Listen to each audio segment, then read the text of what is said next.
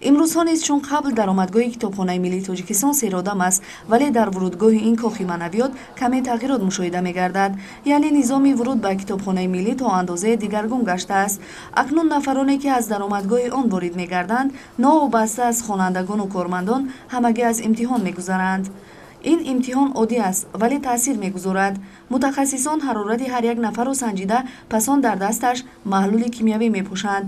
агарчи дар тоҷикистон коронавирус ба қайд гирифта нашудааст, вале масъулини ин боргоҳи маърифат низ чун дигар муассисаҳои кишвар иброз медоранд ки роҳандозии ин иқдомро танҳо ба хотири пешгирӣ аз сироятёбӣ анҷом доданд, ки ба он табибон пайваста таъкид мекунанд.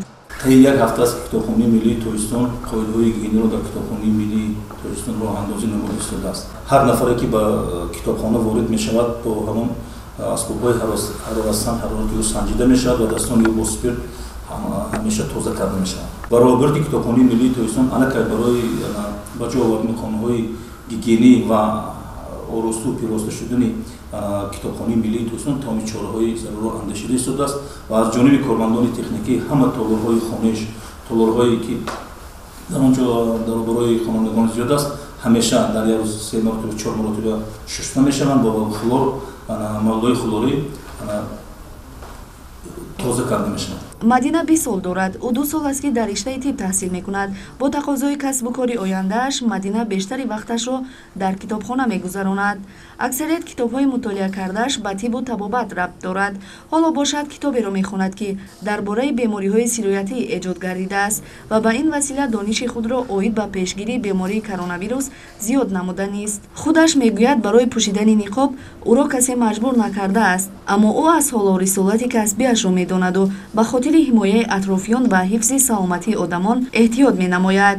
новобаста аз оне ки дар тоҷикистон бемории коронавирус ба қайд гирифта нашудааст ва ман барои пешгирӣ ва ҳифзи саломатии худ ва дигар одамоне ки дар ҷамъият ҳастанд дар ҷойҳои ҷамъиятӣ ва ҷойҳои серодам ниқоба барменамоям. масалан табибон нисбати на танҳо худ ва нисбати дигар шахсиятҳо бояд таваҷҷӯҳ зоҳир намоянд.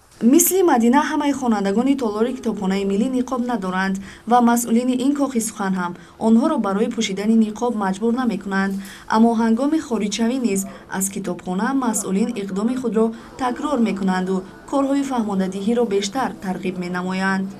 барои китобхонаи миллии тоҷикистон дастур дода шуданд ки ҳар нафаре ки ба китобхона ворид мешавад дасташ бо маҳлулҳои спирту шуста шавад, ҳарората санҷида шавад ва аз ҷониби роҳбари китобхонаи миллии тоҷикистон барои риояи навин қоидаҳои гигиенӣ шароитҳои хеле муфид фароҳам оварда шудааст ва ман ба итмоми комил гуфта метавонам ки аллакай муштариёни илму дониш ки ба китобхона аллакай онҳо рӯз аз рӯз сафшон зиёд шуда истодааст, аллакай онҳо бо фарҳанги баланд бо ҳамон дампӯшакҳо қоидаҳои гигиенӣ риоя мекунанд.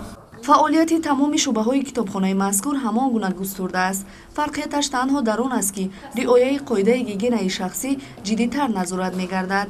дар толори хониши ин муассиса теъдоди хонандагон аз қабл ҳам зиёд шудааст, ки ба ин озмуни фуруғи субҳи доноӣ таъсир гузоштааст. хусусан дар толори хониш дар як рӯз зиёда аз 1000 нафар омаду рафти хонанда аст дар толори хониш. аммо дар толори хониш боз зерсохторҳо дорем. масалан шуъбаи ҳуқуқ, он нафароне ки дар риштаи ҳуқуқ мехоҳанд китоб мутолиа кунанд алоҳида аст. бо боварии комил гуфта метавонам ки нисбат ба солҳои қаблӣ ва моҳҳо рӯз ба рӯз омаду рафт ба китобхона тағйирот аст. масалан зиёд ҳаст. ягон камбудӣ нест, фақат пешравӣ аст. масалан баъди эълони манами озмунҳо масалан сафи хонандагон ба китобхона хеле зиёд шудааст. дар ҷомеаи мо зиёданд онҳое ки эҳтиётро ними ҳаёт медонанду ба пешгирӣ аз табобат бартарӣ медиҳанд.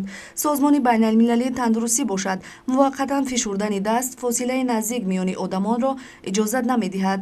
барои пешгирӣ аз ин беморӣ зуд шустани даст, пӯшидани ниқоб тавсия гардида, нишонаҳои аввалини ин вируси марговар ҳарорати баланди бадан, сулфаи бардавом ва нафаскашӣ душвор будааст. олимон аз гузашта то имрӯз дар ҷаҳон намудҳои мухталифи вирусро муайян намуданд, вале дар гузашта низ дар Тоҷикистон хатари сироятёбии нафаре аз вируси хатарнок ба қайд гирифта нашудаасту мутахассисон мегӯянд боду ҳавои форам, табиати дилфиребу иқлими офтобии Тоҷикистон пайдоиши вирус ва сироятёбӣ аз онро маҳв месозад. Аз ин рӯ сокинон бояд ба ҳар гуна ҳангомаҳои беасос бовар накунанду тавсияи табибонро барои пешгирӣ риоя намоянд, зеро эҳтиёт зарар надорад.